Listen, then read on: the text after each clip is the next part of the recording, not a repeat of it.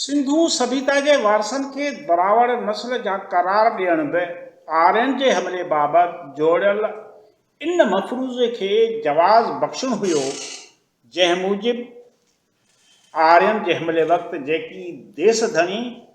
हितां लॾे वञी ॾखिण हिंदुस्तान में आबाद थिया, इहे मौजूदा दरावड़ नस्ल सां वास्तो रखनि था। हिते सुवाल थो पैदा थिए त जिन माण्हुनि मुंहिंजे दड़े जहिड़ी शानदार शहरी तहज़ीब खे जनम ॾिनो,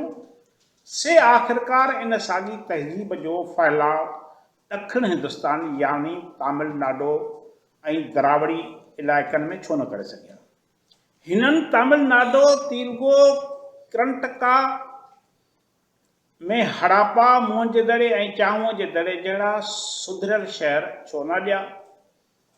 हिन वक़्त ताईं क़दीम आसारनि जे माहिरनि खे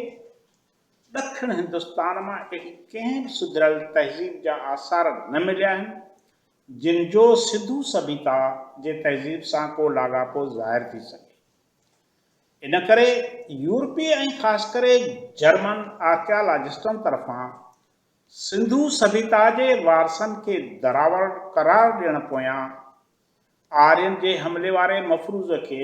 सच साबित करण जी कोशिश हुई, जंहिंखे अॻिते हली इंसानी इल्म ऐं क़दीम आसारनि जे माहिरनि सबूतनि सां रद्द करे छॾियो आहे। इहा ॻाल्हि जदीद ऐं ताज़ी थियल तहक़ीक़ जे बुनियाद ते साबित करण जी कोशिश कई वई आहे त सिंधू सभ्यता जा वारस दरावड़ी नस्ल जा न हुया, पर हू हिन धरती जा आॻाटे सिंधी नस्ल जा माण्हू हुया। सिंधू सभ्यता दरावड़ी तहज़ीब न, पर असुल सिंधू माथिरी जी तहज़ीब आहे, जंहिं हिन ई माथिरी में पंहिंजे इर्तिक़ा जा ॾाका तय कया।